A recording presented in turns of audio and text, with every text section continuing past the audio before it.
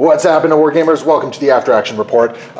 So, Greg just did an absolute Mr. Clean act on me and shellacked me across the board there, as has been the history of our games so far. I don't know what it is, man. I think there's something about your bro that just makes my dice suck.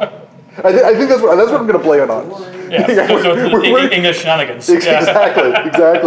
There's just, something about it. It's that accent. So yeah, I mean, right off the bat, I think there was a couple plays that you pointed out to me that I kind of messed up here. I was treating Wolverine's special ability here like a charge when I really shouldn't have. Yep. That screwed me up a little bit. That put him into a really bad position because I could have gotten rid of Pyro that way a lot easier. Yep. So that was kind of unfortunate. Definitely attack missed.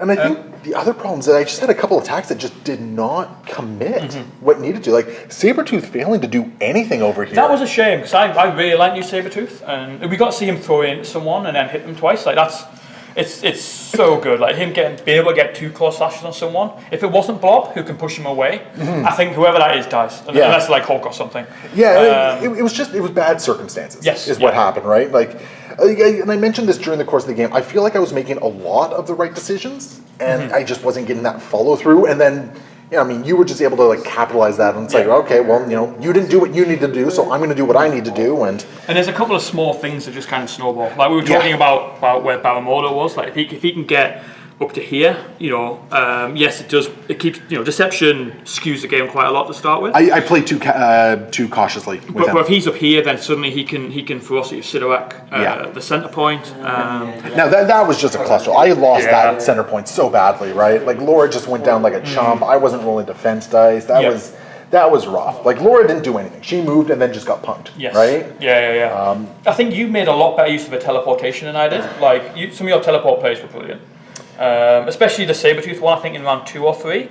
It was a little bit of a Hail Mary, but at the same time, you've got to play to get out. There was no bad results for that first place, exactly. right? You've got to play to get out. Yeah. And in retrospect, I'm almost wondering if the better play actually would have been teleport over here, deal with Pyro, then try to teleport over there, right? Oh, maybe. Yeah, maybe. That might have been the better. Because Pyro's easier to get damage off than Mystique is, maybe. Did I have sacrifice at that point? I don't know if I did. You never used sacrifice. No, I did. No, I definitely did at least once. You did, that's right. But I can't remember when. You used it against Mordo. Yeah, when Mordo went into Pyro, I don't remember when that was, though. Yeah, neither do I. So that could have been potentially really good. Domino was an absolute all-star. Domino was my MVP this game. Like, no question about it. Like, her insane... Like, she did so much damage to Blob. Yeah. Like, I think she did all the damage to Blob. Yeah, pretty much, yeah. So when you actually picked it up with her, I thought that was a bit... I actually thought that was an error. Because I was like, well, you want me to pick up this one because the only one who's really going to get it is Blob, and if Blob he needs to do 2 walks, and if he gets pushed forwards, then I think Domino kills him a turn earlier. Like I was willing to give this one up, but I wasn't sure who would pick it up because of the way deployment fell. I mean, me stealing the first one with Juggernaut was a little bit weird. I wasn't expecting that. Which again, it's the first time we played for new scenarios, right? And I think the other thing is Juggernaut is such a safe steal for that one as well, right? Like he can take so much punishment. And he was just far enough away that I wasn't able to get any attacks in on that first round. And it's one of the things, we talked at the beginning, I was unsure, do I play Magneto or do I play Mystique? And it's 20 points, it should be Magneto territory, Intrusion's Magneto territory. You know what though, her ability to just throw things down that forced me to keep moving within range, right? Yeah. You were forcing me to sacrifice actions to make sure you weren't scoring those additional points. So I think Mystique was absolutely the right play on this one. And I think we spoke about it before we started recording, but the more I've been playing Brotherhood in the new scenarios, I think actually you should be playing Mystique a lot more than you think you should. I agree with you completely. I think the new scenarios they're a lot more tech oriented. And even though there seems to be a larger emphasis on more center brawls and everything like that, I think having some really good tech pieces, having some really nice control aspects really goes a long way. I also lived in constant fear of who was going to get deception. Yes, that's true. Mystique, right? Which you never did, but it still impacted the way I was playing. Yes, in a big way, fair. right? Especially at the start. Especially at the start, right? Like that was huge. Something I realized I had no real good solution to deal with those 2 mooks. Outside of just going hard in with I was hoping Sabretooth the next 23. Yes, yeah, and So I suppose when I play X-Men, Domino is the one that tends to do that for me, and that may have been an error, even though she was amazing on the side, was having her in the middle to chuck grenades at Hulk, at Juggernaut, and then rapid fire. And then, Domino was also my first drop, right? Yes, exactly. So like Domino I put over here, and you know, maybe because she's more of a support piece, I should have dropped her a little bit later. Yeah. I think maybe what I should have done is I should have put like Sabretooth on one flank, Wolverine on the other flank, and then everyone else right up the Yeah, you're right. You know, Wolverine is probably a pretty safe drop because you want him by himself anyway. Right. And I'm trying to think what information will I get from that would be, well, okay, if Wolverine's there, the chances are most other people are going to be around here, but I don't know what I'd do with that information either. Yeah.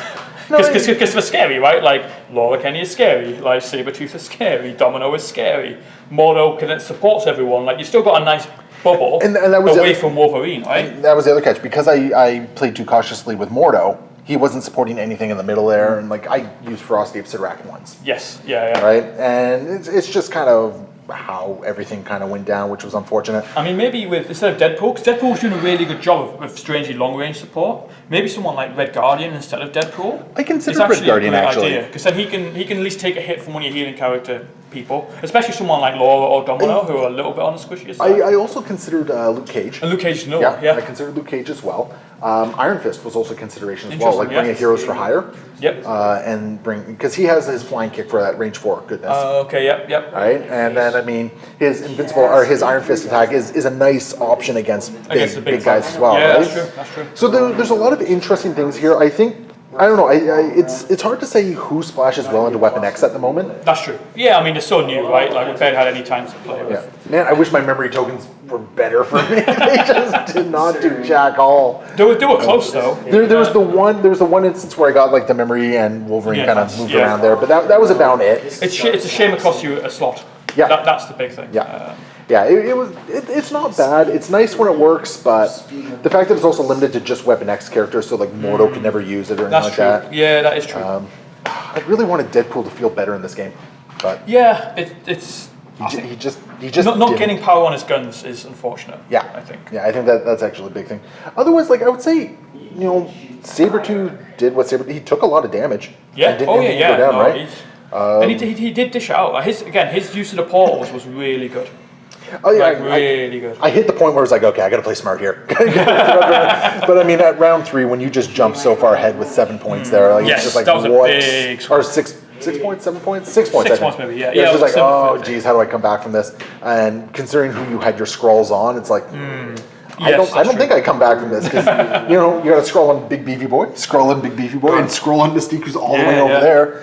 So I mean, unless I like just go hog on one character, it just wasn't happening, right? So all in all, I had fun, and I learned a couple of things about how Weapon X plays. It's weird. They feel very much an attrition-based force, but there's a little bit more nuance to their attrition. There's some interesting because Wolverine with his what I do is not very nice. He can throw a character off a point, right, which is maybe underappreciated part of that. Sabretooth can also throw characters. He can throw himself and throw a character, which is kind of crazy. Even with Baramordo, I think with the staff, he can push people off points. Like, there's a little bit of control in here too. And maybe that's the important bit that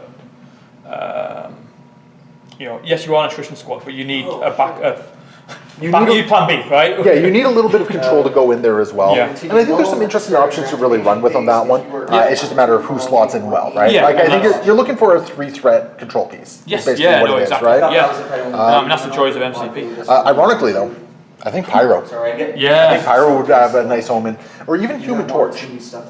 Oh yeah. Interesting. I like Pyro a little bit more because there is the root possibility and the slow possibility as well. And his tactics card pushes. So yes, you only get to drop extracts once, whereas Human Torch you can do it every turn, right? Yep. Whereas with Human Torch, it's interesting. I think having that extra little source of Incinerate as well, having that range as well. Yeah, I mean, really Incinerate nice. It helps with Plan A, and the tactics card helps with Plan B. Yeah. Again, the problem is because you're giving up one for the leadership, and then really two because you're going to take exceptional healing. Yeah. You struggle with Weapon X and tactics cards. Yeah, I don't think I maintain Happy Birthday Run because of that requirement to be an activated character. It just doesn't. It's and the power, right? Like I think I play it with Magneto, but that's fine because I've got plenty of power. I think Sabretooth and Weapon X, I don't know if it's a good idea. Actually, now that I'm thinking about it, Doctor Strange could be fun in this. Oh, okay. Yeah. Like OG Doctor Strange. Yeah. Strange, right? Because if you don't one-round someone, that's interesting. Yeah, OG Strange could be interesting. But yeah, I think there's lots that can be done in this one. Either way, it was a lot of fun to get this faction out. It was great to see Blob and Pyro on the table. Hopefully we'll see some more of Sabretooth and Wolverine and do some fun stuff there. And yeah, I think that's pretty much what we're at. Where we are. Yeah. We all got to try our new shiny toys. Exactly. And we got a whole bunch of new shiny toys coming in the new year as well, depending on when you're watching this. So anyway, thank you everyone for watching. Greg, great to have you out, man. Yeah, no, great, man. It was a great joy. Always great to have you. And we will see you next time. Happy wargaming.